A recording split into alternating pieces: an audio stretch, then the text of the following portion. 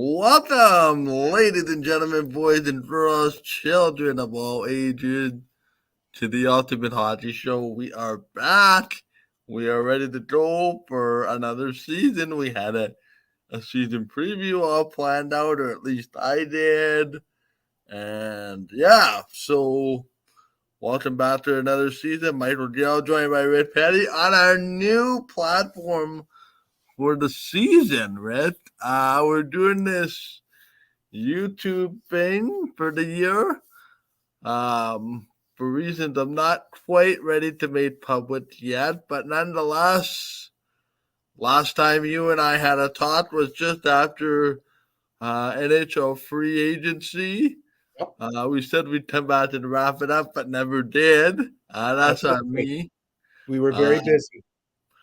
But anyway, so this is just one of those things of, yeah, you just plan things out and you plan to do an hour and a half. You have your outline, everything's ready to go.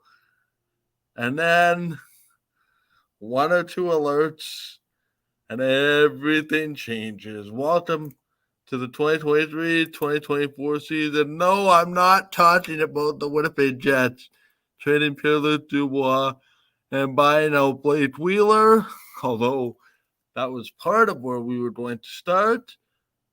But Kevin Shoveldayoff decided to not take a holiday and drop some news on all of us today. And that is that the Winnipeg Jets have signed Connor Hellebuyck and Mark Scheifele to 7-year contract extensions worth an average annual value of $8 million beginning July 1st, 2024. Now, Rick, before I get you to comment on this, couple of things this year. I am assuming you can still hear and see me. Mark Scheifele scheduled to make $6.125 million this year, and goaltender Connor Hellebuyck scheduled to make $667,000. So a pay raise for both, another long-term extension for both. Rick, where in the world did this come from? I did not see this outcome. I did not think, and we're not out of the woods. Out of the woods is not the right way. I saw it as being as each player, because they never came out and said what they really wanted.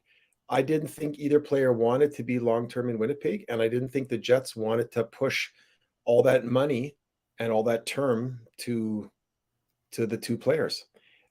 These deals take each of them to the age of 38. And I just see, for me personally, hey, listen, I like Scheifele and I like Hellebuyck. I've told you that. I've said that on the show repeatedly.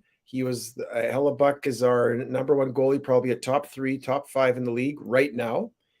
Scheifele is a number 1 center. You got to have it. He was their first to draft choice. And I hope he plays better defensively. But to me personally, I see this deal being great, similar to Blake Wheeler. I see it being great for the next 4 years, maybe 5. But the last 2 years of this deal, taking them into age 36, 37, 38, I just don't see this deal, these deals being productive. How many goalies right now are there in the NHL excelling at 37 years old, 36, 37 years? This reminds me of Mike Smith. Maybe one hand, number of goalies. One. Name one. Who's at 37, 38 years old as a top 5? None. So it doesn't even work on one hand. Never mind one finger. Yeah. So my point is, it's like Mike Smith. He was in his heyday with Arizona. Great goalie in his late 20s. Hey, Rob, just got your comment. We'll get to it in a minute. What do you mean? Go ahead. We have some comments coming in from the viewers. Okay. So to me, it's all great now. Great. But you know what? This is the price you have to pay. It was the same thing with the Bufflin. It was the same thing with Wheeler. I guess maybe your hands are tied. You're forced to sign these deals because that's if the player is not signing it, he can go away. I'm not sure we're out of the woods yet. Like, are these signed with no trade clauses? Like, they've announced it, they've put it on the Jet website. I guess if it was a sign and trade, they wouldn't make it a big all over the website No, I'll because tell, you want to I'll, keep them. Because I'll, you wouldn't announce it and make a huge deal of it on your own website if you're going to sign and trade them. But my point is, this is you're forced to do this deal. I don't like it because you're gonna at years after years four, at 5, 6, and 7, the rate of return on that investment is going to start to drop way off, and you're going to get a guy, both a and a player that are going to slow down. They're going to have injuries. They're not going to be as effective, and you're still going to be paying these guys $8.5 million. And I just don't. Now, are you going to buy him out? Okay, maybe that's what you do. Are you going to trade him? Maybe with Scheifele and Connor Hellebuck, maybe you have him on for a few years and then you would trade him away in their early 30s after 2 or 3 years. Once Colby Barlow and Perfetti and Chaz Lucius and all these guys come through for Scheifele, maybe he doesn't need to be here. They can buy him out or they can trade him away and they can get assets. Same thing with Hellebuck. Maybe Thomas Milic comes up, he becomes their number one guy in 2 or 3 years, and then you trade him away. But to me, I just don't like these long-term deals. I just don't like them. I think you're forced to sign them, but I hate them because we've seen we've seen what happened with the New York Islanders signing Andrew Ladd. I've seen it with Wheeler. I've seen it with Dustin Byfuglien. The injuries start happening in your mid-30s. You slow down. Nobody beats Father Time. He remains undefeated, and I just hate these deals that bring guys into their late 30s. But that's me. So how about you? I want to hear from you, and then I want to hear from the audience. yeah, you know what? This is my initial reaction. I thought it was like a fake link or something. Then I had to check from NHL Jets, like verify Really? Winnipeg Jets account. Because listen, I did not see this coming, and um I have sources in the hockey community, some within the Jets, some elsewhere. This was not on anybody's radar today of all days. And I Um, heard Hellebuck say, I want to play with the winner. I want to win a Stanley Cup. right. He's an American. We heard all these rumors. He wants to move to an American team. And he signs a So 7-year extension, which in essence, these contracts are going to take them to the end of their careers. But for so me personally, so I don't know about you, but if I had to choose, I would have traded him. I would have traded him. I would have gotten a player like a defenseman for Scheifele, a 1-2 pairing guy to play with Morrissey. And with Hellebuck, I would have traded him away for another defenseman or for a first or second line center or something else, and and then gotten some first round the draft picks and prospects. I just wouldn't have done it. To me, you got to turn over your roster. You can't fall in love with your players. And to me, to sign 2 guys like this into their 30 till they're 38 years old, I don't get it. It makes no sense to me. But it's not my money. Well, I guess it is my money. I I'm buying tickets, but I just say it's not my money, I guess. So what are you gonna yeah, do? I am really surprised that both guys had the same deal. Um, do you suspect there's something more to this that 2 guys signed the No, exact same deal? no. I don't know if they have the same agent. Have they got the same agent? I don't know. No, I don't believe so. Yeah. But but they're right around that there.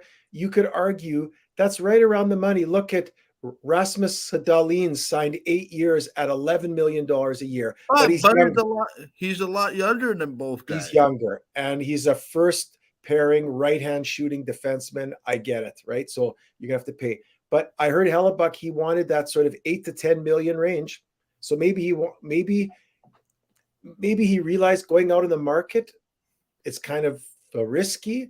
Here, he's settled. He likes Manitoba. He's an outdoor guy. Scheifele, I'm a little bit surprised by Scheifele too. I would have thought maybe he wanted a new surrounding. Maybe they wanted to test free agency and see what they could get on the open market. But you know what? But I have to sometimes give hats off to the Jets. I have to give credit to the Jets. They signed him Nobody thought they would. I never thought this would be the case. I thought they didn't want to sign here and the Jets would have to trade him. So this really surprises me. It's the one scenario I did not think would happen, honestly. I didn't think it. I thought in the last couple of weeks that Mark Scheifele would be the one to sign a short-term extension. Yeah. And I thought the Halibut ship had sunk, for lack of a better term, and Mm. left the harbor. Sailed, not sunk. They see you say Sailed, yeah. Sailed Sunk past is the what it harbor, done. He's going to New York or New Jersey Yeah. somewhere. Or maybe even to like the Sabres. The Sabres look terrible. They got a great team. They have no goalie. I don't know what's going on there. So they're Yeah, at least we'll get to them in a minute, but how does this, along with the deal for Pierre-Luc Dubois and buying out Blake Wheeler, change your perspective, if any, on the Jets this year or what? on the Jets as a whole? Like when you take out Blake Wheeler, you take out Pierre-Luc Dubois. People would suggest, based on last year, 2 guys in your top 6, maybe 2 guys in your top 9. Now you bring in Rasmus Kapari, you bring in Alex Iafallo, and you bring in Gabriel Velarde. Gabriel Velarde. Now you have certainty with Halibut, certainty with Scheifele. Do we have to change our sort of expectations with this group? Right now, on paper, you could argue, and I think you could make a very good argument, and I would agree with it. I would argue it too. The Jets are deeper than they were before by getting rid of Scheifele, bringing that 3 players in for You Pierre-Luc. mean Dubois? Yeah. I mean, yes, you lose Dubois. Yeah, he's a big guy and he's tough to play against, whatever, but he could be very indifferent. There could be games, and I remember we talked about he'd look like a world beater, and then he just looked so dominant. And then he played 2 games and you'd hardly recognize him or like that he was out there. So right now, on paper, I would argue the Jets are right in their prime. They've got players kind of in their early to mid 20s into their 30s now, and they're kind of right in their early 30s. They're in that window to win. They've got a Vezina goalie. They've got a lineup, I would argue, like the 3rd and 4th line now, having Appleton and Lowry playing with Iafallo as opposed to Barron makes them more scoring worthy. With Iafallo, he's got more scoring touch than Barron. He's got more speed. You put Barron now on the 4th line with a Nemestikov and a Kapari. You've got a great defensive line. That line they can score a little bit. I'm just saying it's a huge upgrade from where they were last year, and they have more even depth across the 4 lines. You could argue they are set to win. If they're going to win, they're going to win now. My huge question now still is on the defense side, because I still think overall this team is too small on the back end. They were talking about Heinola playing and making the top 6 before he got injured. So you'd have Morrissey in 1 pairing, Pionk in the 2nd pairing, Heinola on the 3rd pairing, all playing with a large, well, except for DeMello would play with Morrissey. They're both smaller guys. Then you got Pionk playing with Samberg, and then you got Brendan Dillon playing with Heinola, now playing with Schmidt. I'm just saying that defense, yeah, they got some puck movers, but they're small. They get pushed around in the playoffs. Look at Vegas, 6 guys all over 6'1", 6'2", and over 220 pounds. The smallest guy was a Pietrangelo. I talked about it last year at 6'2", 220. He was their smallest defenseman. They didn't get pushed around. They got a very average goalie who just shined out of nowhere, making $900,000 a year. They win a Stanley Cup. So I was saying, I still think the Jets, if it was me, I would still be doing some fine tuning on that lineup. But anyway, that's just me. But overall, I like where the Jets are all on the 4 lines. If they stay healthy, they have more depth. I think they could score over more lines. The more scoring you can do on your 3rd and 4th line, the better. And I think it's an upgrade where they are today from where they were last year. But I'd like to hear what sort of comments have we got online? Yeah, so one of them is just good evening, and then discuss with Rick what we talked about earlier. Yeah, which is what we did. Um, What? Sort of to an extent, we already talked about it. What is the deeper sort of meaning behind these extensions, and them getting the ideal sort of same contract, if you will. Rob, if there's something else you want us to touch on, just drop it in the comments. Um, So do you think? Here, let me ask you this question though. Do you think? I don't think there's anything significant. I don't think there's anything like, let's say, nefarious or sort of behind the scenes that they got the exact same deals. I think they're yeah, right at the same point of their careers. They're the same age. They're in the upper echelon of their positions. You could argue in the NHL. Shifley scores a point a game. He's a first line center. Hellebuck's a top five goalie. You could argue in the league. So that's kind of around the money and the term that they would get. So you have to have a deal that's almost identical or that is identical, is fine. But do you think they hang on to these guys for the next 7 years? no, I think I was having a discussion with somebody else about this afternoon. Um, right after I got off the phone with you, and then I made the suggestion that perhaps this is a new window opening up. A window that was slightly kind of closed, and now you got that Roger majority, that Colby Barlow, that Yep. that sort of young prospect, that younger defensive sort of prospect window starting to open, and now you got Shifley and Hellebuck with cost certainty slash term certainty, but maybe this window starts to kind of reopen a little bit. Mm-hmm. Like, to me, the way I look at this roster, Rick, it's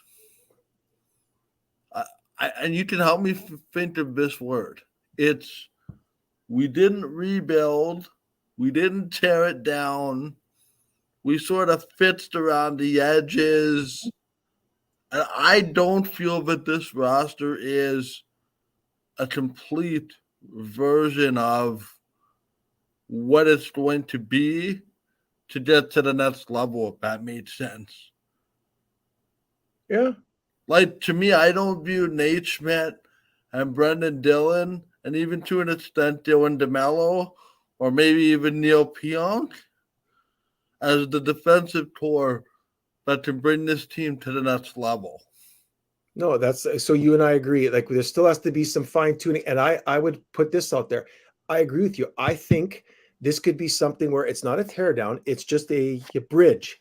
And it's a bridge deal or bridge deals for the Jets to sort of say, are they going to keep Shifley for 7 years till he's 38? Because he still has this year under his existing contract. But I'm saying, and let's say in 3 years from now, 3 years, so fall of 2026, Yep, there's we're still having hockey this around. discussion. Yeah, you've got Barlow, Lucius, McGroarty.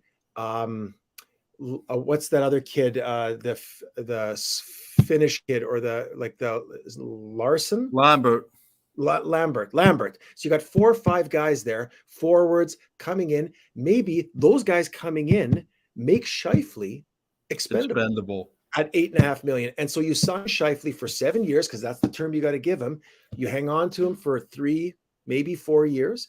And after 4 years, now he's 34, 35. A few years left, you trade him with that contract. You maybe have to eat some salary, but you trade him away to somebody else to free up people to now take the same. And same thing with Hellebuck. Maybe Milic becomes your guy in 3, 4 years from now, and you don't have to keep Hellebuck for the 7 years. You keep him for 4 or 5, and then you trade him away. It's kind of like you have to know when a player has an expiration date and get the most value you can before that is right. like anything else, a depreciating value. Right. But at the same time, you can't leave a hole in your roster, right? Like you can't say, oh, we're going to get the maximum value for Hellebuck 2 years from now, let's say fall of 2025, but you have nobody ready to fill that gap to be your number one goalie. Then it's a So problem, maybe right? this is the best of both worlds. You got them locked up long term, but you can also say, hey, in 2 years, we got players ready to come in. Yeah. And he becomes defense, I would look at it the same way. Declan Chisholm, probably a long-term piece, but not in the lineup yet. Billy Handel, probably a long-term piece. Elias Salomonson is now in Europe. Had a really good preseason. Not with the organization right now, but probably will be ready next year. Yep. There seems to be this competitive window, but yes, this group can make the playoffs, but there's a lot to look forward to. Yep. Yep. And I was going to say on the other note with Hellebuck and Shifley, the one thing too is because there's cost certainty with their contract, and it'll be as each year progresses, those deals will become more and more advantageous, Yeah. not just to the Jets, but to anybody that wants to acquire them. I agree Yeah. with you. You can't wait until year 6 to trade these guys, but you could argue it may be in year 3 or year 4, halfway through this deal, your younger players and your younger netminder come into the mix, and you say, now I can part with these guys. And because they have cost certainty with their contracts and there's term there, they become attractive to another team to still trade away a number one center and a number one goalie at 33, 34 years of age and get value back from them to continue to.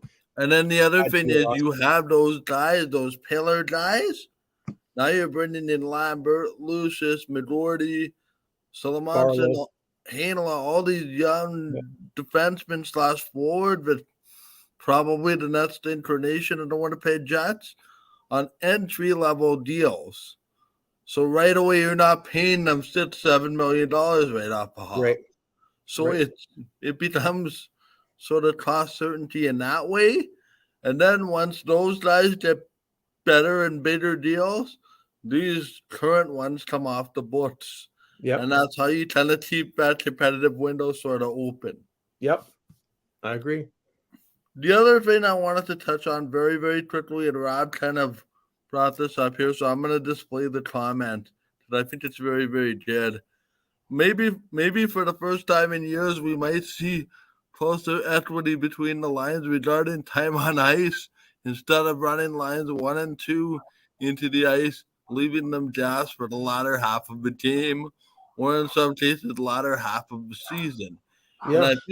I think that goes to what we were saying about this being a deeper sort of forward core. Mhm. And I think less is more in instance, and maybe you're saving guys from getting injured because you're not overextending them all the time. I agree. I agree. I agree totally with his comment that you could put you could put a Nemestikov centering Barron and Kapari. I could put them out in a game where we're up by 1 goal with a minute left. I can put them out there and have no problem and have them, and not just playing well defensively, but playing them on a regular shift. I mean, to drive offense, and like you say, to keep your players fresh. It's the same thing for Hellebuck. This nonsense of Hellebuck playing 65 games, I don't Now like you it. got Play Brossois with Brossois.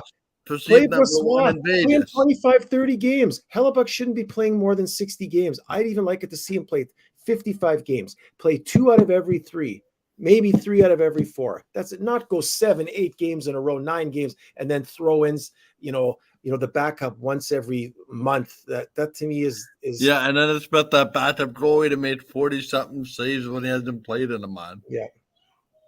Yeah, no, Yeah. I agree. That's a very good comment as well. Let's quickly look ahead, if you don't mind, Rich. Do you have anything else about the Jets? We'll come back to them Yeah. at the end because we'll look at the week that's coming. Yep. For the Jets, they open sort of the regular season against some friends. They have a tough start. The first 4 games, that Yep. is a gauntlet for the Jets. They could go 0-4 in that stretch, or 0-3-1 or something, because they play Calgary on the road and then play Florida, Vegas, and Los Angeles at home. Those are 4 tough games. Want them in the pressure cooker. Yeah. Yeah. The gauntlet bits the Western Conference and all the travel. Let's quickly talk about a team that was in a lot of the same boat as the Winnipeg Jets this offseason, and that was the Calgary Flames. Now, they recently lost their assistant general manager to ALS. His name is Chris Snow. Yeah. We wish all the best to the Flames organization and the Snow family. Which is unfortunate, but Chris was an inspiration to all of us. What do you see, Rhett, from the Calgary Flames. Now they hired a new general manager in Craig Conroy, Yeah. who seems to have lifted that dark cloud that was the Brad Treliving, Daryl Sutter era. Also ushered in a former assistant coach to be the head coach in Ryan Huska. They made some changes around the edges, signed guys to contracts, named Michael Backlund the captain. And there seems to be a whole new attitude in Calgary, not the least of which is now excitement for a new arena there. Yeah. The Calgary Flames only really missed the playoffs because they lost so many games in extra time that they couldn't get the second point in a lot of those games. And that was to the benefit of the Winnipeg Jets. What do you see from the Calgary Flames this season, Rick? I agree with you. I think Calgary is in a similar situation to Winnipeg in a lot of ways. They've got some veteran players there that, but they haven't signed them yet. So there's going to be, I think they've got 5 or The 6 same Backlund, UFAs. they still have to do Lindholm, they still have to do Hannafin. Yeah, there's potentially, if they don't sign him, there's like 4 or 5 UFAs at the end Yeah. of this year, similar to how Yeah, and there's a Hellebuck couple right there. defensemen. They're big Yeah, top 6, sort of top 9 edition. yeah, Up a drop with Yador Sarandrovich from the New Jersey Devils. yeah, And that was in exchange for Tyler Toffoli. yeah, So Toffoli for Sarandrovich. We'll see if that's a long-term sort of fit. They signed Sarandrovich to a bridge contract. yep. But Sort of, I was just going to say, to answer your question, I think they're in a similar situation to Winnipeg in that they've got players that are kind of in that window to win now. They're kind of in their late 20s, early 30s.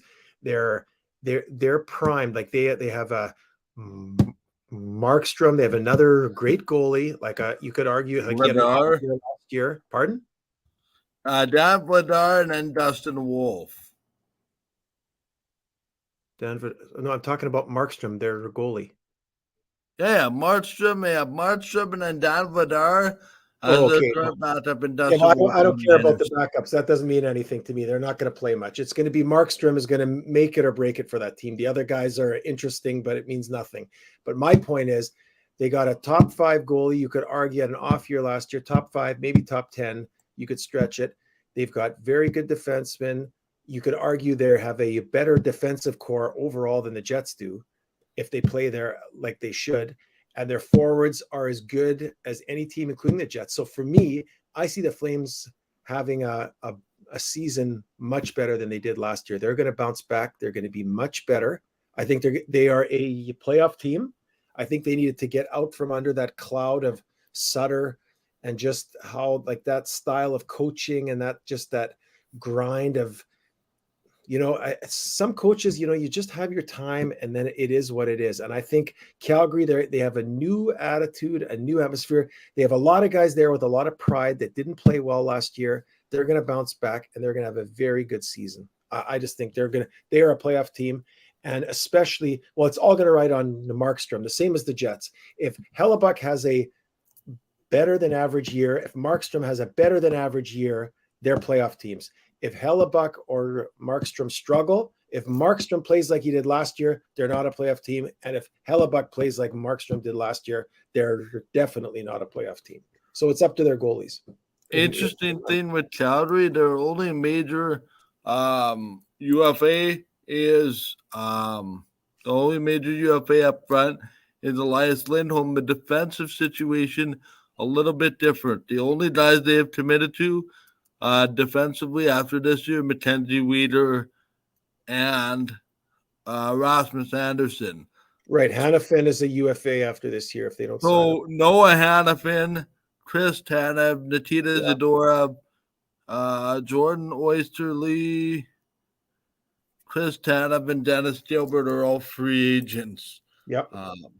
So that would be something to that's something to kind of keep an eye on, as well as the Dustin Wolf sort of down with our backup scenario. Yep.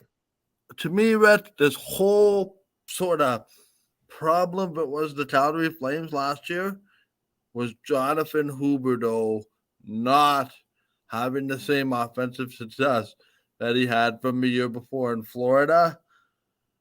And to me, Nazem Kadri was more of his disappearing act than his actual force. But we expect Nazem Kadri to be.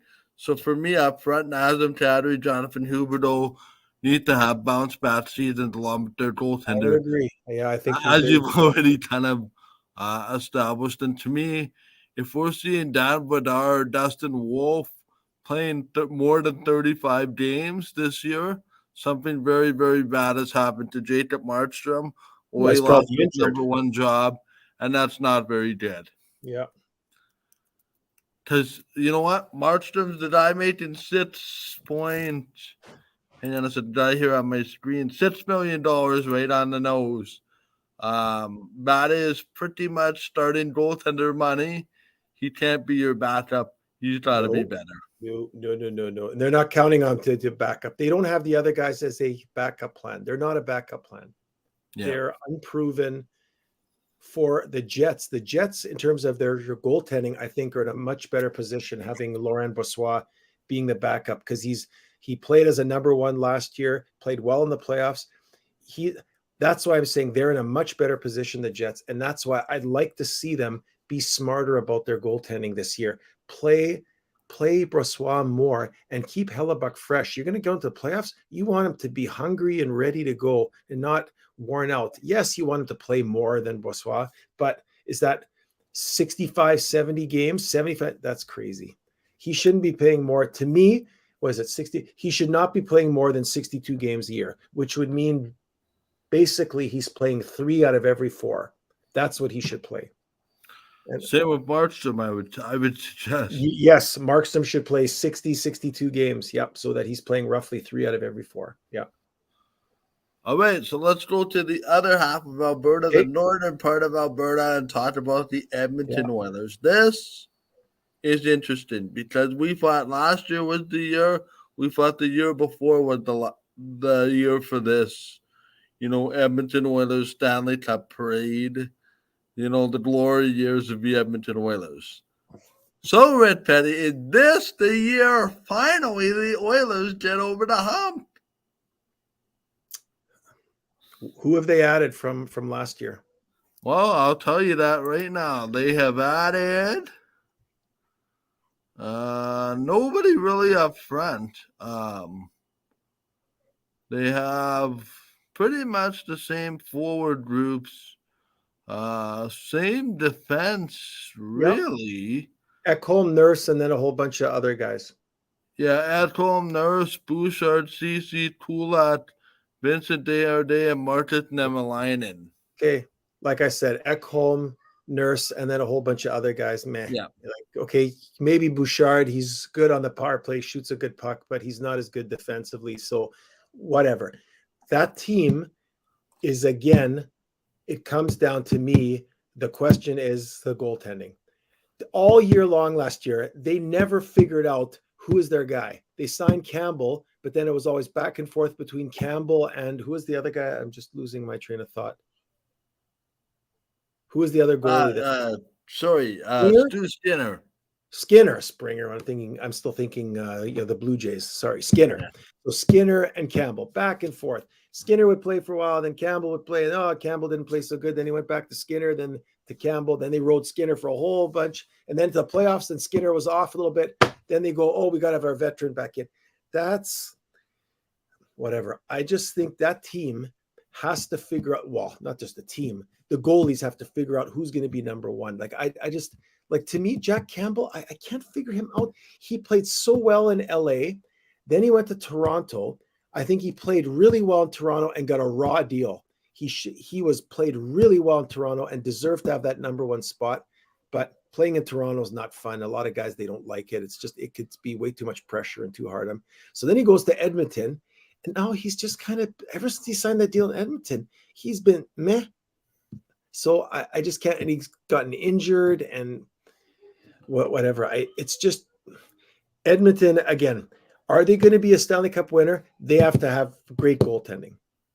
And they have to have somebody other than Draisaitl and McDavid drive the offense. Yeah, and they're going to score their 150 points a year. Fine. Okay, you have the two best players in the league. That's fine. What else? It hasn't won you a Stanley Cup yet. They've been on your roster for 10 years, 8 To me, years. it's not about what the Oilers do between now and the middle of April. To me, this is about that 3-month period between the middle of April and the middle to end of June.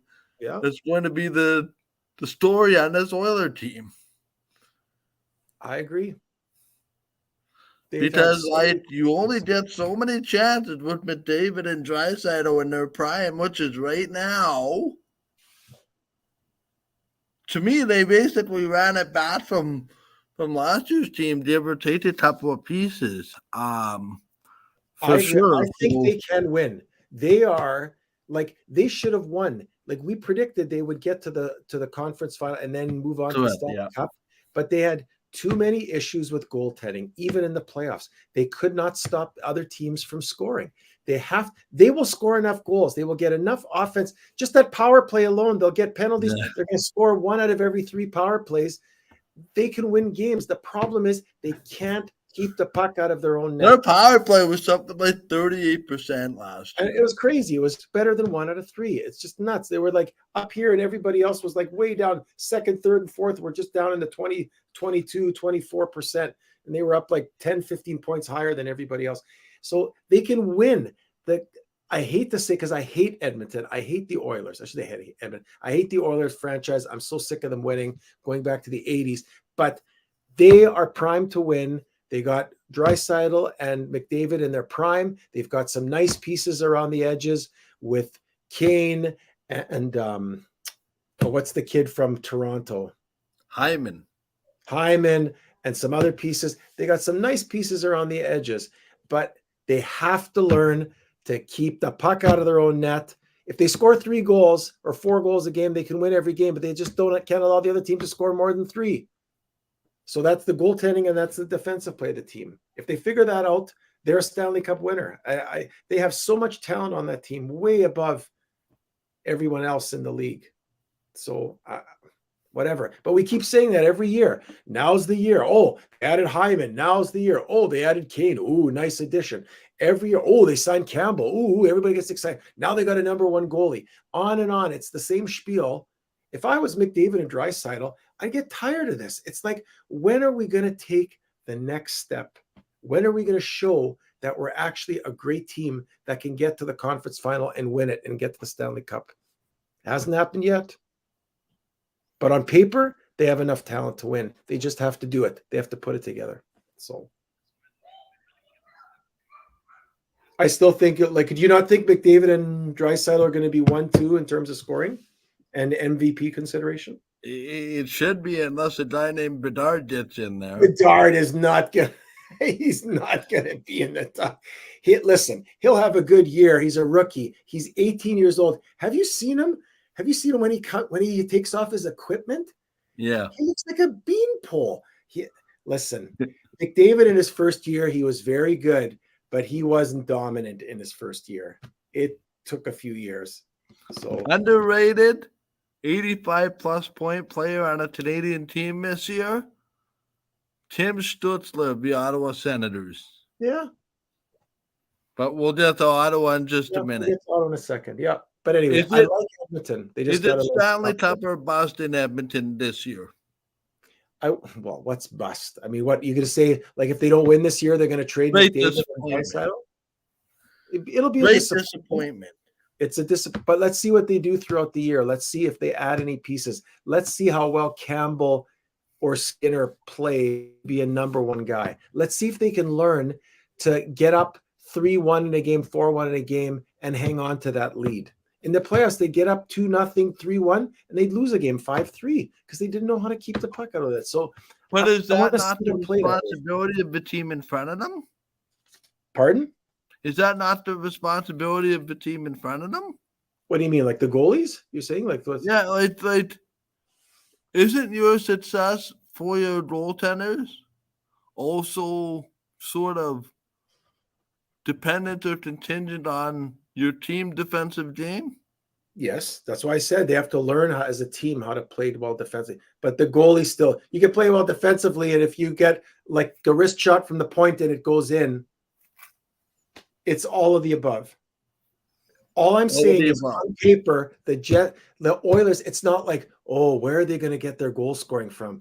How are they going to be able to move the puck in the offensive zone? Oh, do they have a power play that can score one out of every 6, 7 But opportunities? here's Those aren't another. questions. It's only questions about, can they stop the puck from going in the net? That's the only question with the Oilers. And here's the other thing. In the playoffs, the power plays are few and far between. But So their now power you play have was to still score very in good one in the out of playoffs. every 2 power plays if you're the Oilers. Yeah, but their power play was still very good in the playoffs. That's true. But But they don't get as many opportunities. That's probably true as well. You're not going to get 8 power plays usually in a playoff game. You might you get did it 4, probably 4 or 5, maybe less. maybe. Yeah, maybe. But It's interesting. Let's talk about the other Western Canadian team, the Vancouver Canucks. Rich, I have to pull my hair out if I'm the Vancouver Canucks fan, because I have no idea what's going on. Are we rebuilding? Are we retooling? Are we a playoff team? Are we settling for mediocrity? Help me out here. What are they? good question. Good question. A lot of questions haven't been answered. They bought out some players. I think they bought out Ekman Larson, right? I think Yep. they bought, yeah. So they bought out some of the older players. Like, did they buy out? I know there was rumor about buying out Tyler Myers. Did they buy out Myers? No, not yet. Well, not yet. Okay, I don't know if they will, but I'm just saying that team. I agree with you. They've got some really great young players, and they've got some veteran guys that are signed to some obnoxiously high priced deals. And like you say, they're kind of middling. They're not sure what they are. I'm glad I'm in the Jets camp than in Vancouver's camp. That could have been the Jets if they would have traded away some guys and done some certain things. Not gotten maybe the return that they got for Pierre-Luc Dubois. That could have been, the Vancouver Canucks. That could have been the Jets. But I think the Jets are in a much better spot than Vancouver. So Vancouver is just, I don't know. I agree with you. It's hard to describe. What are they? Are they in rebuild? Do they want to win this year? It doesn't seem like it, but you're not going to tell your fans we're not in it to win it. You can't say that. I mean, that's just. But hockey fans in Vancouver aren't stupid. They looked at Elias Pettersson and we said they bought a 500-point player. Everybody else around them, meh. Well, you got how many good players there? You could say superstar players: Peterson, Besser, JT Miller, Elias Pettersson, Brock Besser, Andre Kuzmenko, Connor Darland, Anthony I wouldn't put Beauvillier. Connor. Whoa! I wouldn't put. Those are not elite players. No. I'm talking the elite That's players. exactly my point. No, the elite players are Peterson, Brock Besser, and then the defenseman there. Hutton? Quinn Hughes. Hughes. What did I say? Hutton. Hughes. So you got Hughes, Besser, and Peterson. Last year, they all had off years. They got injured and they were off, and Vancouver was not a good team. So those 3 guys got to drive the bus on that team. The other guys Rich, are along for the ride. Even this opening night defense core leaves a lot to be desired. Tyler Have Myers, they Philip finalized their Perone, roster? Whoa. Have they Carson finalized their roster? Soucy, Ian Cole, Guillaume Brisebois, Noah Juleson. Like, That's their opening maybe day the roster? bright spot on their team is Whoa, the whoa, whoa, goaltending. whoa, whoa, whoa. That's their opening day roster? That's who they put out as being their opening day roster? On defense? Yeah. Yeah. Okay, say the names again. Sorry, because I didn't hear what you were saying. Sorry.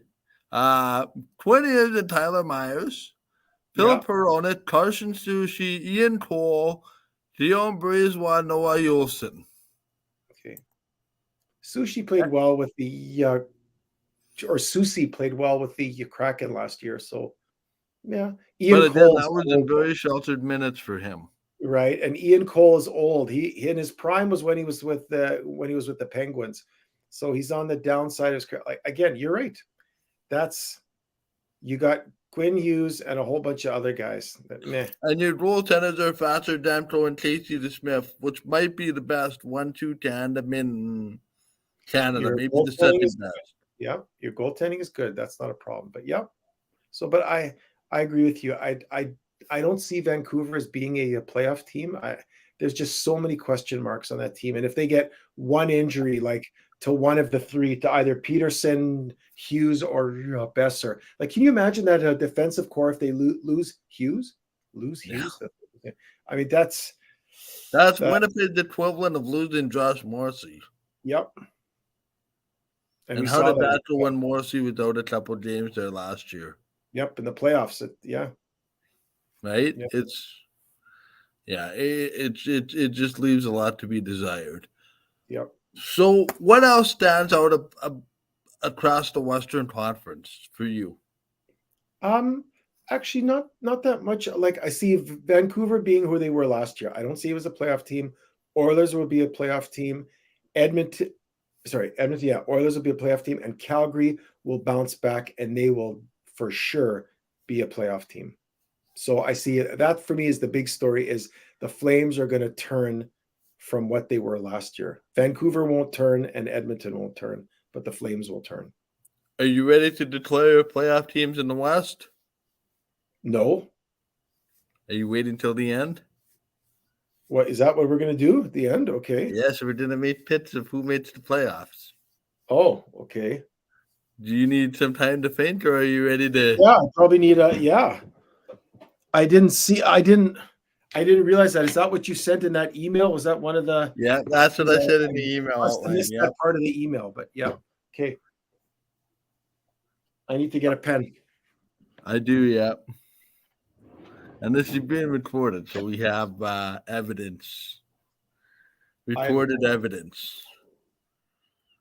okay, but no, let's not make our picks now. I want still some time. So Okay, yeah, let's talk about the Eastern Canadian teams then quickly. According to the Jets PR on Twitter, Nick Dwyer said he pronounced himself healthy enough to play Wednesday night against the Flames after missing the entire preseason. So he'll slot in on that second line right wing spot with Cole Perfetti and presumably Nino Niederbreiter on the center yeah, and the wing. yeah. Okay, let's talk about the Montreal Canadiens. How do I say this politely? Montreal is rebuilding. There's no other way to put this. Um, Montreal needs to take a step forward. I think they have their future goaltender in Samuel Montembeault. For those that aren't familiar, he was the goaltender that was in goal for Canada at the World Championships last year. Okay. Beyond that, it's a bunch of kids that need to take the next step in their progression. So here, I'm just pulling up the Canadians' opening day roster here. All of these, by the way, being taken from Cap Friendly, which shows me the salary cap,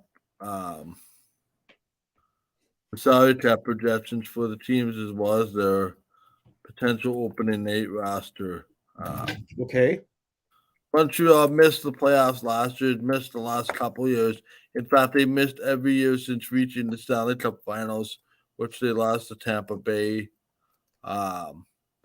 Their forward roster includes Nick Suzuki, Cole Caulfield, Brendan Gallagher, Josh Anderson, Christian DeBorak, Joel Armia, Kirby Da, Tanner Pearson, Alex Newhook, Sean Monahan, Jake Evans, Raphael Harvey Pinard, and Yuri Slikoski, Michael Penazata, Jesse Jonalin.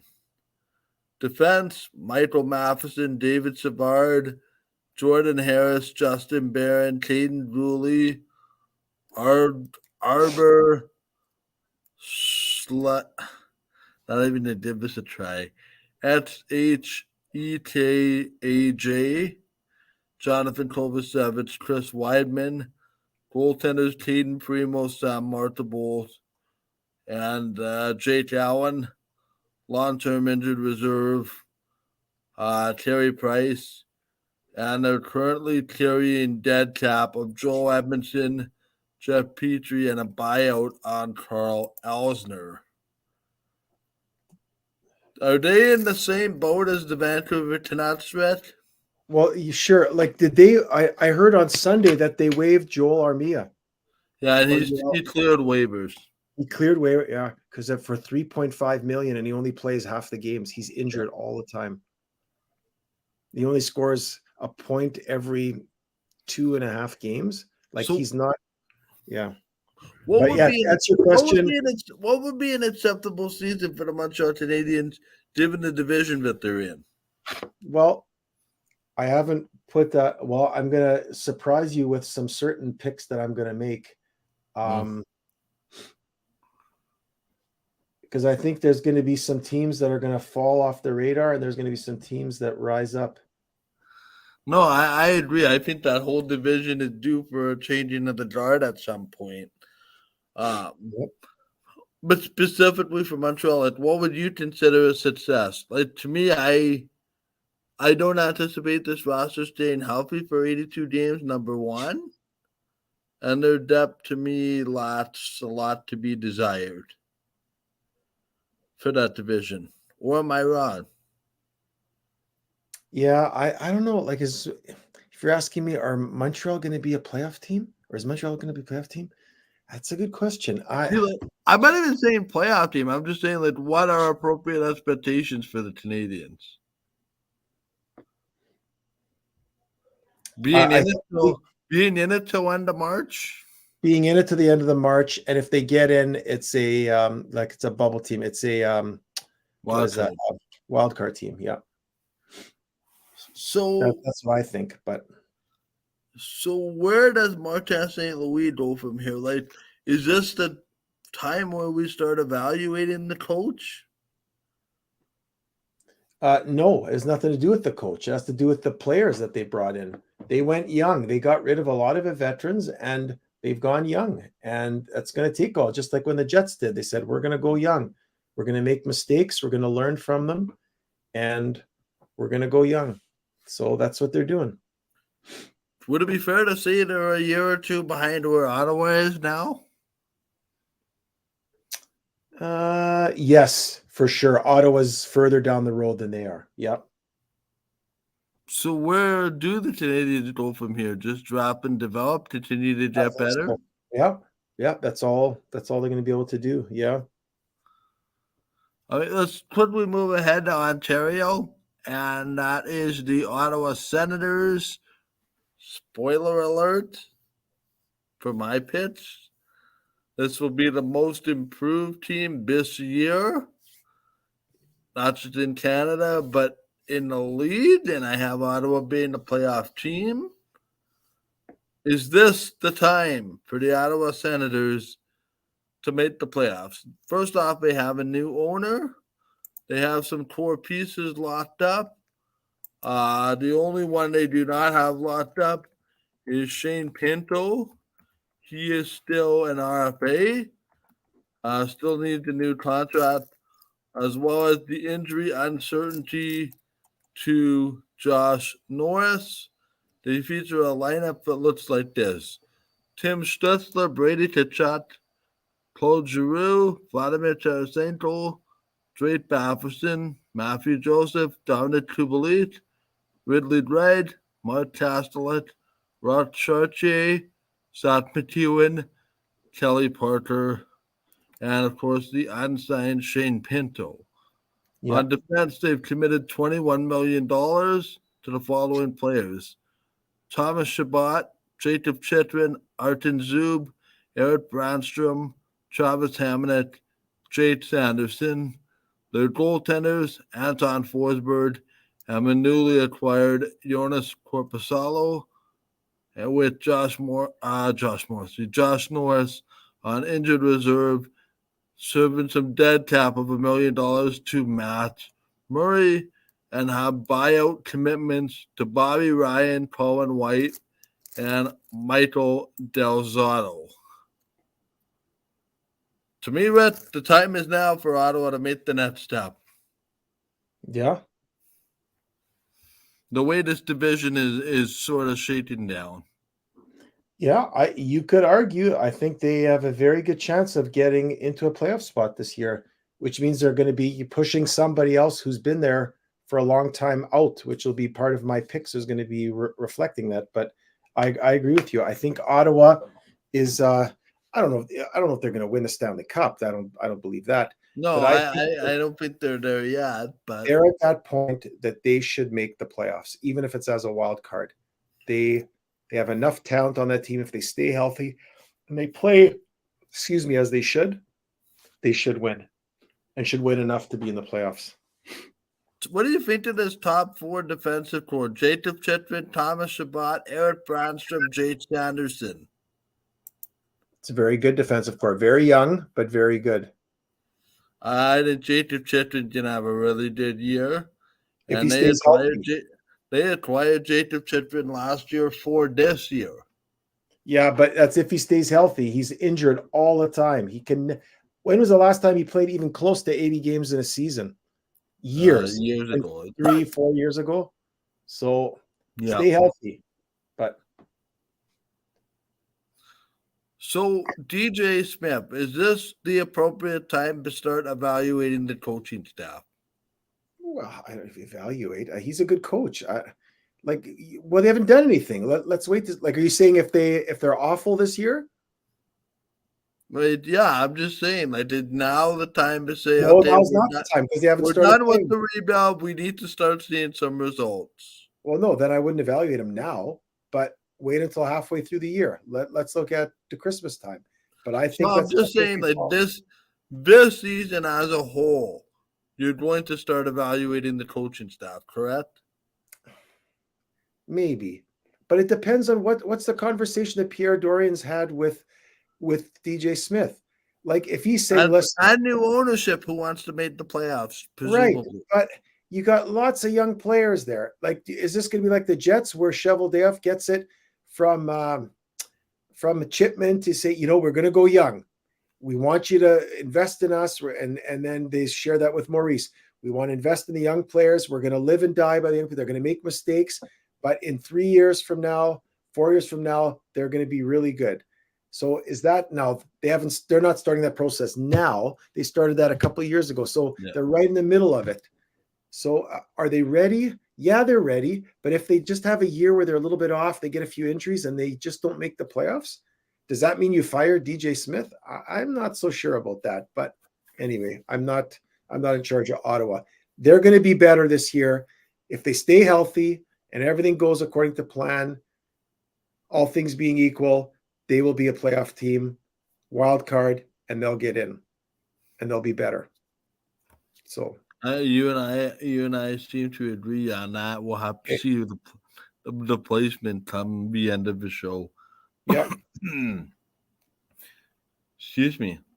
Let's talk about the Toronto Maple Leafs. Much like the Edmonton Oilers, I think. Okay, playoff opportunities knocking.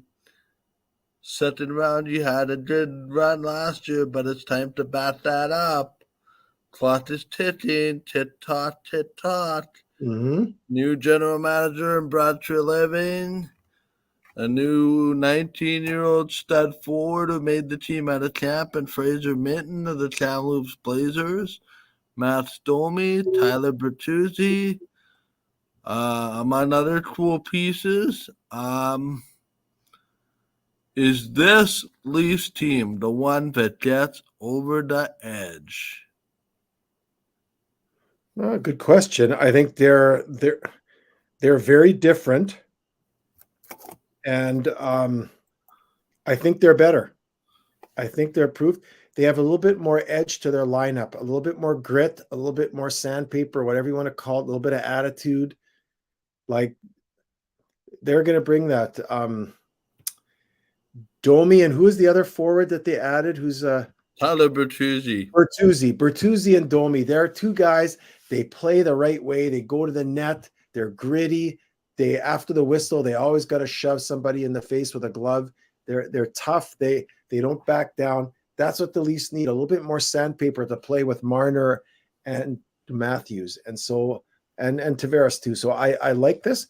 I'm not cheering for the Leafs. I never would, but I think they're better. I have to be honest and say they are better than they were last year. And if they stay healthy, the Leafs should be a contender. Like they will be. They won't be a wild card. They'll be in the top 3 in their division with a strong contender. Leafs forwards: Austin Matthews, John Tavares, Mitch Marner, William Nylander, Tyler Bertuzzi, Matt Stormy, David Kampf, Kelly Oncourt, Ryan Reeves, Easton Cowan, Matthew Nice, Fraser Minton, Bobby McCann. Well, they got McCann from Seattle, right? Pardon? They got McCann from Seattle. No, there's a McMahon, Bobby McMahon. Oh, McMahon. I thought you said McCann. Okay. He's 27 years old. Okay. And they got rid of the Kerfoot, right? Or he got traded. Yeah, he got traded. Yeah, Kerfoot got. We'll get to that in a second. Other defensemen: Morgan Riley, T.J. Brody, John Klimbert, who they signed as a free agent, Jake McCabe, Timothy Liljegren, Mark Giordano, the goaltender Ilya Samsonov, and Joseph Woll. Long-term injured reserve Connor Timmins, Matt Murray, and the recently got a new job in the front office with the Maple Leafs, Jake Muzzin, and a professional tryout for Noah Greider, still on that PTO, yet to be signed. What about the defenseman from last year that always got such harsh treatment from the fans? Hull. What? Hull's gone, yeah. Did they trade him, or did he sign somewhere? He got traded. Okay. As did former forward Sam Lafferty, who they got from St. Louis at the deadline last year. Yeah. No, that's he good. went to Vancouver. So. Yeah, that Hull needs a new. He needs a new place to play. It was so hard. Listen, playing in Toronto, it's like no other place in the world. And yeah, if you're on the borderline or you're struggling or there's no mercy if you're not playing well. The fans will just not care. So yep. A reminder, if you want to leave comments, you can do them on the Gerald Media Facebook page or the Game Time TV YouTube channel. Just leave your comments. Right. Such as Rob and Chad has invited more friends to watch the show, which we appreciate. Share, like, all that cool things about the show. They will make the show have a bit of a reach, which is what we appreciate. We'll be here Monday nights starting tonight from 6 to 7, although tonight we're going a little bit OT. I think we're going to wrap this thing up around 7:50 and 7:20 tonight, Rich. Okay. That would be good. Chad also saying, I believe this is in regards to the Oilers' top stars. They are the ones that sell tickets. I think she's referring to McDavid and Draisaitl in Edmonton. Rob saying, pundits are saying that Stutzler could possibly have his first 100-point season. She thinks that Vancouver is no worse than Winnipeg. We'll see. And the big thing, I think, in that Atlanta division, Rick, is the conversation with the Tampa Bay Lightning. There's a story that they're going to lose Andrei Vasilevsky for the first 2.5 months of the season while he undergoes back surgery. So this kind of gets to that interesting, where do you put everybody so early in the season?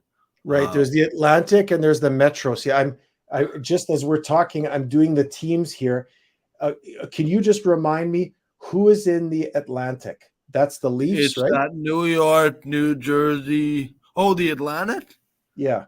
Toronto, Florida, Tampa, Montreal, and Bruins. Ottawa. And the Bruins. And the Bruins, yeah. Okay. And then in the Metro, that would be teams like Washington. That would be Washington, Pittsburgh, Philly. Washington, Pittsburgh, Philly. Carolina. Carolina, New the Jersey. Rangers, and the Islanders. Right. And New Jersey, okay. Okay, no, that's good because I got my picks here and I want to make sure I'm not picking 6 teams from the Metro, and then that's not going to work because I gotta have it. I can't have more than 5 in any one division, right? So, but okay. All right, let me just get the big banner ready that I made for this show. I'm not gonna have to pick like who's in first place, who's in second place, am I? You can or just do a top 3 plus your wild card. Okay, well that's fine. Yeah, I can do that. Okay, I got him. All right, are you ready? Rick's picks, they're ready. All right, playoff teams.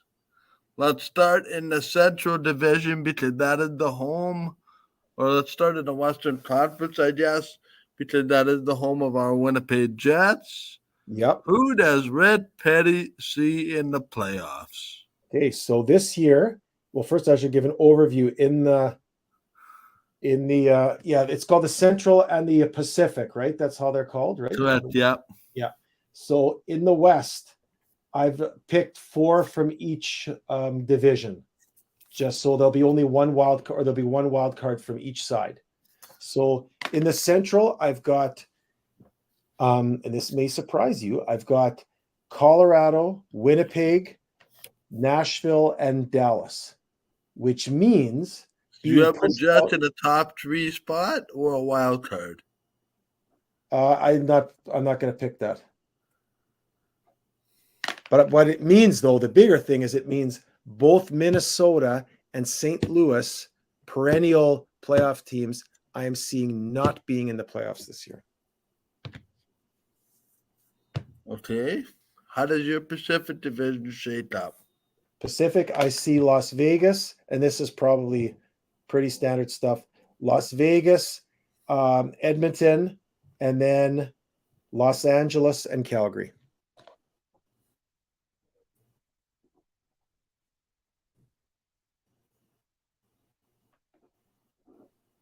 Yeah. Does that make sense? True. In no particular order with the drum roll. My top 3 in the Central. The Colorado Avalanche. Yep. Sorry, hang on. I got Colorado. I got Dallas. And I got Nashville. Okay. 1, 2, 3. My Pacific 1, 2, 3 are as follows. The Edmonton Oilers at 1. The Vegas Golden Knights at 2. The Calgary Flames at 3. Okay. We did there. Yeah.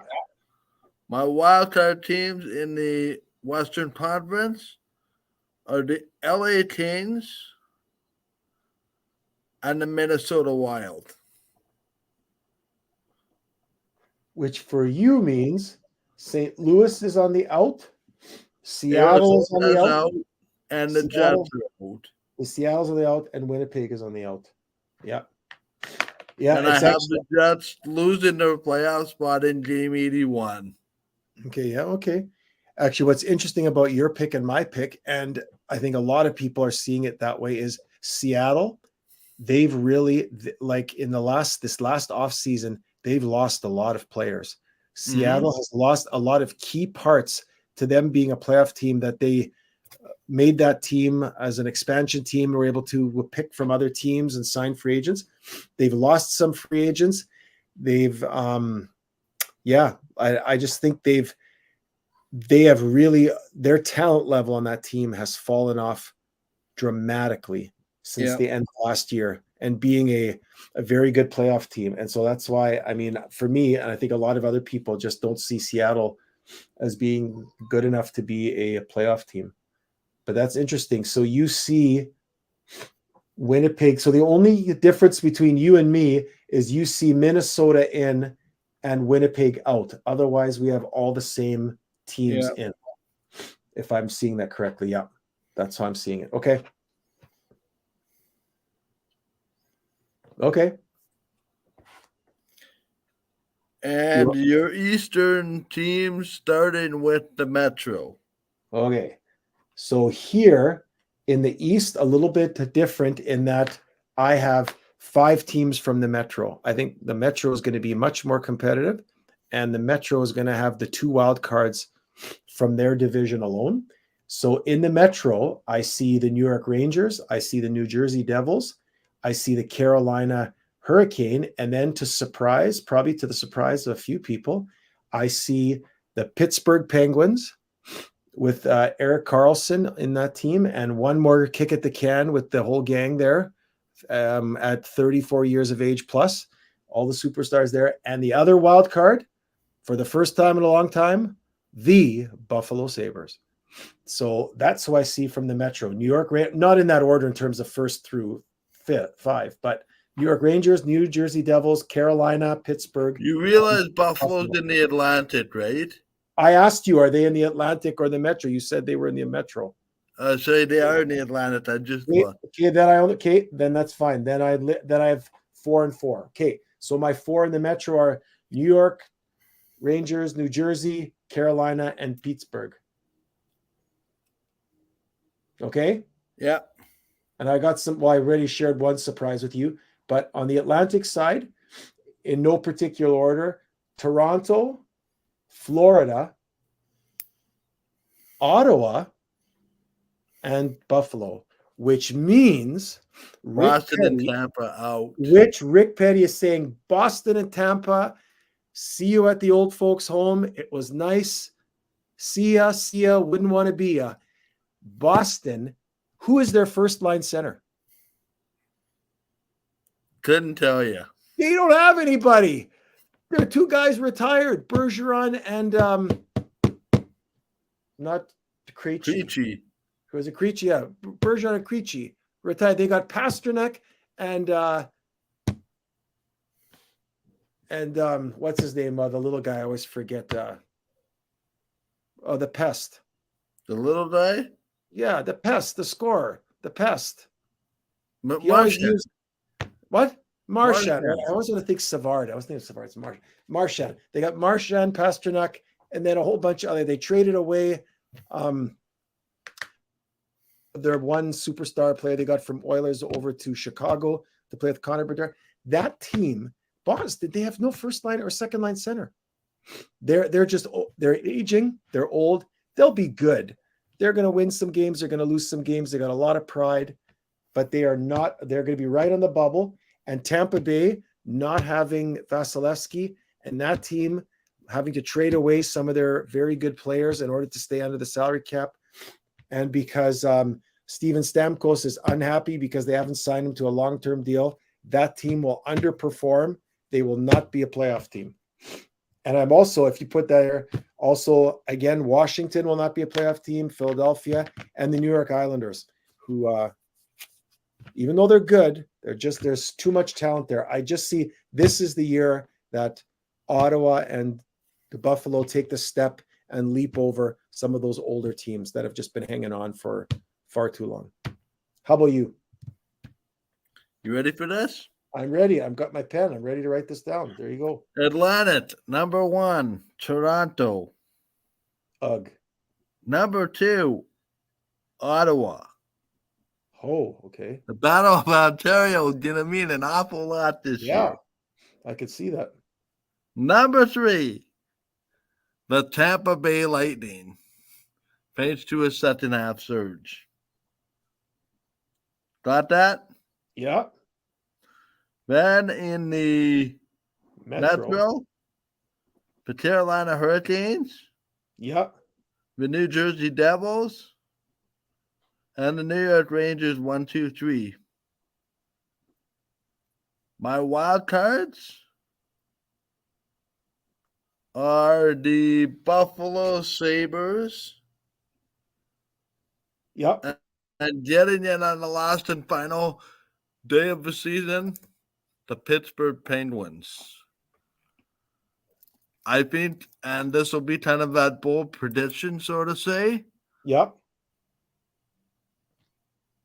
I believe that Pittsburgh will lose one of their top 4 players for a sizable time this season, and it might be Excuse Eric me. Carlson. Okay. So really, to recap your picks compared to my picks, they are the same. I didn't provide the order, but the number or the teams, actual teams, the only difference between you and me Is Tampa is, in? is Tampa in and Florida out.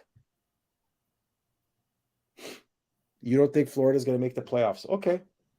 Okay, that's a gutsy call, but I guess it's no more or less It's than that me saying, Atlantic division between. I really had to toss up between Tampa and Florida, really, for that third spot. and you know Florida was in the Stanley Cup final and almost won, eh? You know that, right? I just want you to give a chance I to. know. Okay. And they were in at what? The second wild card, right? Yeah. Okay.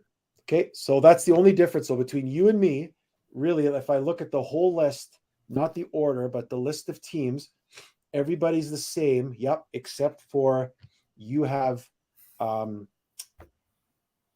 Tampa Bay in, and I have Tampa Bay out, and I have Florida in, and you have Florida out. Otherwise, all the other teams, yeah, we see the Bruins as not being in the playoffs this year. The Islanders, no. Washington, no. And Philadelphia, no. Okay. So And we're the almost out west were reasonably the same, minus Minnesota. correct. And Winnipeg. That's a switch. Winnipeg and Minnesota in the west, and Florida and Tampa in the east. Yeah. But the And order now is the comments coming based on our projections. okay. First one, Tampa Bay is definitely going to be on a downward trajectory, especially with the loss of Vasilevsky for the first 2 to 3 months of the season. See, and this is why I love the show, because we have smart people that make comments. See, we don't have people that just follow the host like Mike Garrell. They have brains, and they look at it and they make really smart analysis. And I couldn't agree more with Rob. Tampa Bay, they've got so many question marks on that team. They had to trade away. Who was the other? Alex Killorn, right? Didn't they Yep. lose Alex Killorn too?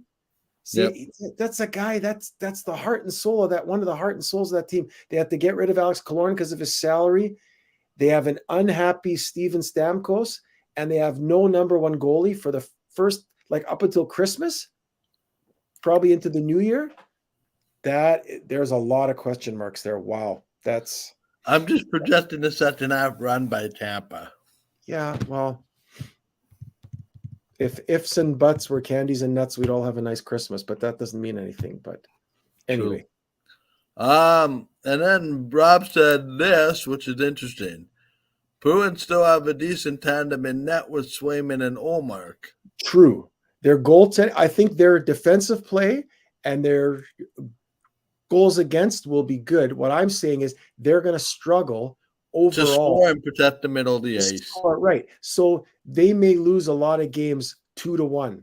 Like they'll be close games. They'll be in a lot of games because they play a system. They're very faithful to it.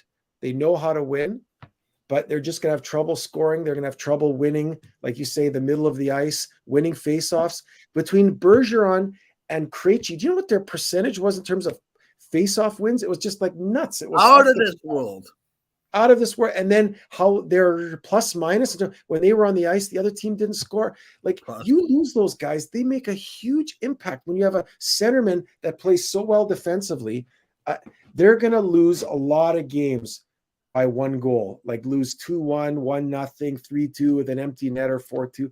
I just think unless they somehow make a trade. Now it's possible. Maybe they trade away some prospects and they bring in a centerman to play their number one center. This to me is where I had Mark Scheifele going at some point. That's what I thought too. I know he would, but do you think he could play that Bruins style of team defense? He hasn't even come close to playing anything near that here in Winnipeg. So, but I don't know. All right, Michael, I like your picks. Back to the Jets here quickly as we wrap up. Okay. Who will be the difference maker for the Winnipeg Jets this season? That will be a pleasant surprise. Okay. Well, let me just, before we get to there, let me just recap right now. as of today, if everyone's healthy and everybody's ready to go in their starting lineup, these are the lines. Mark Scheifele centering Kyle Connor and Gabriel Velarde. And he wants to go by Gabriel, by the way, not Gabe. He actually Okay. said that he wants to go by Gabriel. So, second Okay. line, uh, centered by Cole Perfetti on the wings, Neo Niederreiter and Nikolai Ehlers. Third line, Lowry centering um, Alex Iafallo and Mason Appleton. Fourth line, Nemestikov centering Morgan Barron and Kupari. That's the lineup right now. That's a pretty good lineup. So in Right. this Yep. lineup, who do I see having a great year? Like who, like in, Yeah. or who do I want to see? Maybe it's not who am I going to see? Who do I want to see Who do lineup? you have the least expectations about Least that expectation. come April we're having this discussion and we say, oh, we didn't see that coming? I don't know. I would love to see, I really love to see, I would love to see the Jets third and fourth line score more. And I think there's the potential for that. Adam Lowry playing with Appleton and Iafallo. I think Iafallo is really going to help that line. He is really going to bring some speed and some skill to it. Here's the first question. Who led the Jets in playoff scoring last year? Oh, Adam Lowry. okay, there you go. Yeah, they didn't play that many games, but okay. I think 5 games, wasn't it? Yeah. But Yeah. anyway, but I really and I see Cole Perfetti like playing with Nick Ehlers. See, and if you notice, each one of these lines, they've got one big lug on that line. Like you need one guy to be the guy in the corner, the lug. The first line, it's Velarde. Second line, it's Niederreiter. The third line, it's well, you could do Lowry and Appleton. The fourth line, it's Barron. Like I'm just saying, they've got some size and they've split it up amongst the four lines to free up the space for the other skilled guys to play with. So I'd love to see Cole Perfetti and Nick Ehlers. I think those two guys together, I think there could be a lot of skill there, a lot of mutual offensive talent working together because I think they both see the ice well. They're those kind of shifty guys that can find each other. And all the Neo Niederreiter needs to do is work in the corner to dig the puck out and then go to the front of the net and he'll get opportunities to score. So for me, I'd really like, who I'd like to be? I got to be surprised to see Perfetti. I want to see Perfetti play, stay healthy, and Nick Ehlers the same thing. I want to have a season where Nick Ehlers plays 82 games. He has the potential to score 30 to 40 goals if he stays healthy and plays on the second line. And we've been waiting and waiting. I'd really like to see that this year. How about for you? Yeah, I agree. I think this whole thing goes down to who's that number two center. Does Perfetti take the job right out of the right out of the sort of my thing here is Yep. it is Cole Perfetti's job to start, but I wonder if Perfetti starts to struggle if we see Gabriel Velarde in that 2C hole. Could be. Yep. Yep. Like he moves down and somebody moves up and Perfetti plays the wing or whatever. Yeah, Yep. and Perfetti maybe plays with Scheifele or takes Nito Scheifele corner. Niederbreiter's spot. Possible. But apparently he's trained like a dog. He's much bigger, whatever. Oh, and I was going to say, we didn't mention Jansen Harkins. They tried to move him down to the minors. He got picked up on the waiver wire by the Pittsburgh Penguins, which is why I made the Penguins one of my playoff picks. No, I didn't. It's not. Yeah. But they lost Jansen Harkins. But now on the taxi squad right now, they're carrying Toninato and the David Gustafson because Janssen Falby cleared waivers and he was sent down to the Manitoba Moose right now. Let's have a quick look at this right now. On IR is Billy Hanela. Yeah. The other extra is Topa Bianco went to the Moose. Yeah, it's going to be Stanley. They carry 3 on that. It's Stanley, Chisholm, and Gustafson, your extras. What you mean?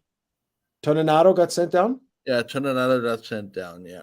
Oh, so they're going to carry 2 defensemen, 2 extra defensemen, and only one forward in David Gustafson. Oh wow! Okay, that's interesting. Because they didn't want to expose. They didn't want to expose Declan Chisholm to waivers and have a Johnny Kovacevic situation. Oh, because he can't clear now anymore, eh? right? Well, they don't think he will.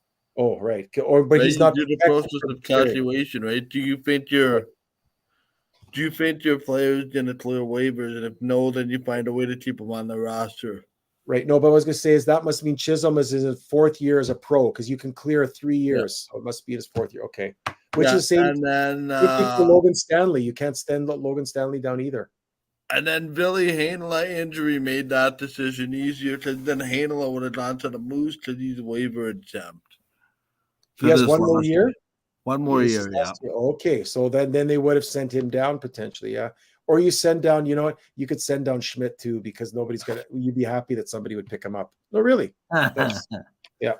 So we're good. That was a good show. Good opening show. Yeah. So really, Rick, just as a lead here to kind of close it out, what excites you the most? Because we do these shows in September and then we do the playoff preview, and we didn't see that coming. But what excites you the most? Is it Connor Bedard against Sidney Crosby tomorrow night? Yeah, it doesn't. It's one game. It's just Connor Bedard is a good player. He's going to be. Is he going to be as good as McDavid is, and as good as Sidney Crosby was? I don't know if you saw that they had the most outstanding player. Sidney Crosby won it 7 years in a row. McDavid started winning it. He won it 7 years in a row. So for the last 14 years, it's either been Crosby or McDavid. That's it. Is it now going to be Bedard? Not yet. But will he be as good as Crosby and McDavid? I don't know. Let's see. He has to stay healthy. The Blackhawks remind me an awful lot like Pittsburgh in Crosby's rookie year. Yeah. I don't think they're a playoff team. They'll be exciting. I think they'll win a lot of games. They'll be exciting to watch and fun to watch, but they'll lose a lot of games too because there's a lot of holes in that lineup. But that's okay. Bedard's 18, 19. He's learning the NHL game. He's got some really good veterans around him. In 5 years from now, Chicago will be a good team. The same as the Oilers will, right? So, yeah. And that's presumably the start of the long-term agreement for Bedard into the prime of Bedard. I'm interested in seeing Winnipeg come out of the gate and play well. I'm interested in seeing how these new players fit into the lineup and with the other players they play with. I'm interested in seeing, will the Jets, will they play 4 lines? That's what Rick Bowness loves to do. He's done that with his other teams. He's played his fourth line in particular. In Dallas, even when he was with Ottawa, he liked playing his fourth line like 10 to 15 minutes a game, not 6 minutes, 5 minutes like it was with Paul Maurice. So I'm interested in seeing, can the 4 lines play? Can they score? Can the Jets get enough team scoring to win consistently? Can they play well defensively as a team, as part of the system? Like, we can't have 40, 45 shots a game with Hellebuck. You just can't. We have to play better. So are we going to be playing well defensively? Are we going to get more balanced scoring? That's what I want to see from the Jets, but we'll see. It's going to be very, very interesting this year. That's why they play 82 games for the right to go to the Stanley Cup playoffs and then 16 more wins to be Stanley Cup champion. I think we've set it up pretty well. Jets this week, by the way, play 2 games. Calgary on Wednesday, Florida on Saturday, and then they play Tuesday against LA. So that'll be our next show there next Monday. Okay. All right, for Rich Petty, Mike Rajate, thank you so much, Rich. Hang on the line here once I disconnect. You and I will have our off-air chat for a minute, and then I will let you go into your Monday night. For the rest of you, enjoy your week. Hope you enjoy the new format. We will see you next Monday night at 6 o'clock. Good night from Winnipeg. This has been the Ultimate Hockey Show on Game Time TV's YouTube channel, along with our affiliate channels. Good night, everybody. Thank you so much. It's great to be back. Enjoy the games. Drop the pot. Let's play hockey. Back next Monday. Good night from Winnipeg.